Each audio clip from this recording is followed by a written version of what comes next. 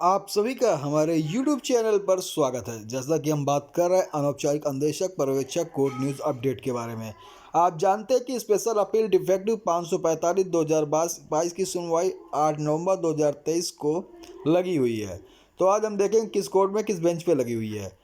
लेकिन ये सुनवाई आपके लिए क्यों अहम हो जाती उसके बारे में भी बात करेंगे, क्योंकि ये सुनवाई फाइनल ऑर्डर पर लगी हुई है। और अगर देखें तो यह पास ओवर और लेफ्ट ओवर इस सुनवाई पे ज़्यादा सुनवाई नहीं हो पाई, क्योंकि उस बीच वकीलों की भी हड़ताल थी, हापुड़ वाला केस था, उस वजह से।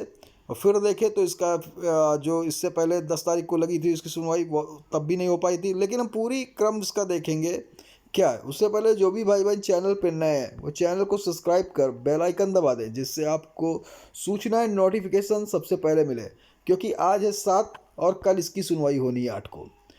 पूरी जानकारी आपको इसी चैनल के माध्यम से मिलेगी, इसलिए कहते हैं चैनल को सब्सक्राइब कर लें, क्योंकि आप सभी कमेंट कहते हैं कि आपको न्यूज़ सूचना नहीं मिल पा रही, तो न्यूज़ सूचना हम आपको देते हैं। तो आशा है आपने चैनल को सब्सक्राइब कर लिया होगा। जिन भाई बहनों ने अभी तक सब्सक्राइब नहीं किया, सबसे पहले ब्लैक कलर की सब्सक्राइब बटन दबा दें और बेल आइकन दबा दें। जैसे ही कोर्ट में कुछ भी जानकारी निकल के आती है हम आपको देंगे। तो आशा अपने चैनल को लाइक सब्सक्राइब शेयर जरूर कर दिया होगा, जिससे और भी भाई बहनों तक ये सूचना पहुँचे। चलिए ये देखिए, हमने खोल लिए PDF। यहाँ स्पेशल अपील आप डिफेक्टिव देख रहे हैं 545/2022, और इसकी सुनवाई कल लगी। जैसे मैंने बताया, यहाँ पे आप देख सकते हैं 8 नवंबर 2023 को कोर्ट नंबर 21 पर, बेंच ID 7056 और सीरियल नंबर आप देख सकते हैं 3085। तो आपको मैंने पहले बताया कि सबसे पहले कोर्ट में जो भी केस होते हैं वो फ्रेश लिस्ट के सुने जाते हैं। फ्रेश लिस्ट मतलब ताज़ा मामले, उसके बाद ही एडिशनल अनलिस्टेड के केस आते हैं। तो आप देख रहे हैं कि हमारा जो यहाँ पे केस है, यहाँ पे आप देख सकते हैं एडिशनल अनलिस्टेड केस है यहाँ पे। तो ये फ्रेश लिस्ट के बाद इसकी सुनवाई आएगी, इसलिए इसको 3085 इसका SR नंबर है। और इसको जस्टिस जो सुनेंगे, जो अभी तक सुनते आ रहे हैं, वही जस्टिस जो पिछली बार सुने थे, मनोज कुमार गुप्ता जस्टिस और जस्टिस दोनादी रमेश, इन्हीं की बेंच ID 7056 ये सुनेंगे। क्योंकि आप जानते हैं कि अब ये हमारा केस डबल बेंच पर है, क्योंकि सिंगल बेंच से अनौपचारिक अन्वेषक पर्यवेक्षक ने जीत दर्ज कर ली थी। सिंगल बेंच का फैसला इनके पक्ष में आया था, तभी सरकार डबल बेंच में इसको स्पेशल अपील डिफेक्टिव के माध्यम से डबल बेंच ले गई थी, और उसी की सुनवाई हो रही है। 2022 से ये केस चल रहा है। देखेंगे इसी नवंबर से इसको 1 साल पूरे हो जाएंगे। और जहाँ तक अगर देखें तो ये फाइनल ऑर्डर या फॉर ऑर्डर पर चल रहा है। तो इसकी सुनवाई लगभग लास्ट ही है। ठीक है, आप देख सकते हैं इस पर अगर देखें तो स्टेट ऑफ गवर्नमेंट पिटिशनर है, क्योंकि सरकार इसको लेकर आई है सिंगल जजमेंट के विरुद्ध, जो कि सिंगल जजमेंट आया था बालन राय जी और 211 अदर्स के पक्ष में।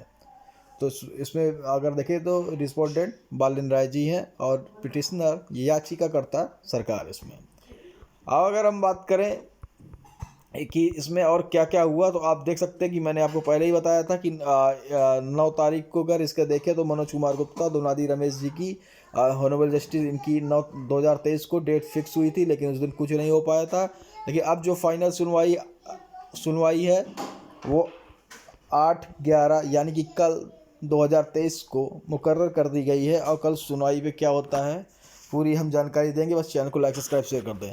देखिए, आप इससे पहले भी कई मैंने बताया था कंटेम्प्ट ऑफ कोर्ट अवमानना याचिकाएं थी, जिसकी सुनवाई देखें तो अक्टूबर में पड़ी हुई थी।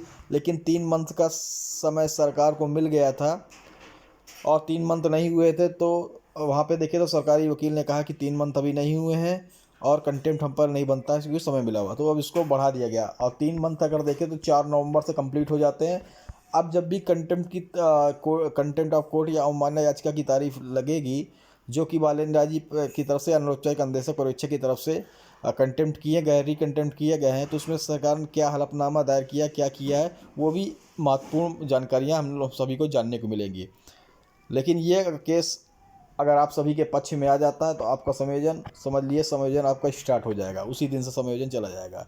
क्योंकि इसी केस अगर देखें तो इससे पहले जो रिकंटेंट था, अगर हम अगस्त की बात करें तो सरकार ने इस याचिका की जीत की थी 545 की, कि अभी रनिंग पर चल रही है। तो देखिए, सभी के केसों को संवैधानिक और सैद्धांतिक तरीके से जीत हासिल की है अनौपचारिक अन्वेषक पर्यवेक्षक के जो भी संगठन है उनके द्वारा।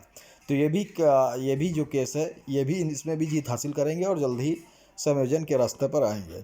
तो सरकार को भी चाहिए कि समायोजन जल्दी से करे, क्योंकि एक बहुत से अनुपचारित पर्यवेक्षक है जिनकी उम्र 60 से या 60 से अधिक हो गई है और कुछ होने वाली है। तो हमेशा मेरी यही मांग रहती है कि जो भी हो संवैधानिक तरीके से इस मसले का करें, क्योंकि आपने देखा होगा कि जो संगठन है, चाहे बालन राय जी हो, चतुर्भुज सिंह हो या तमाम संगठन के जो पदाधिकारी हैं, वो कोर्ट और सरकार के माध्यम से ही संयोजन की पे कार्य कर रहे हैं। जो कि आपने देखा, जैसे ही जो बेसिक शिक्षा सचिव जो थे, बेसिक सचिव थे जो बदले थे, इससे पहले जो दीपक कुमार की जगह जो दूसरे सचिव आए थे, तो तुरंत संगठन के लोग गए, उन्होंने अपनी बात रखी, सुप्रीम कोर्ट का आर्डर, हाई कोर्ट का आर्डर, सिंगल बेंच का आर्डर, जो भी आर्डर उनके पक्ष में थे सब रखे, उसके बाद संयोजन की रिक्वेस्ट की गई। हालांकि वो उस दिन उनको मिल नहीं पाए थे, लेकिन उन्हें लेटर वगैरह सब प्रोवाइड करा दिया। तो देखिए, हर तरीके से संगठन कार्य कर रहा है, कोर्ट के माध्यम से भी हो, जीत भी हासिल की है, और सचिवालय या संगठन के माध्यम से अपना कार्य कर रहा है। जो भी परिणाम आएंगे सकारात्मक आएंगे, अच्छे आएंगे। हाँ, जो भी भाई बहन चैनल पर नए, जिन्होंने चैनल को सब्सक्राइब लाइक नहीं किया, जल्दी सब्सक्राइब लाइक शेयर कर दे। जय हिंद, जय भारत, धन्यवाद। फिर मिलेंगे नई खबर।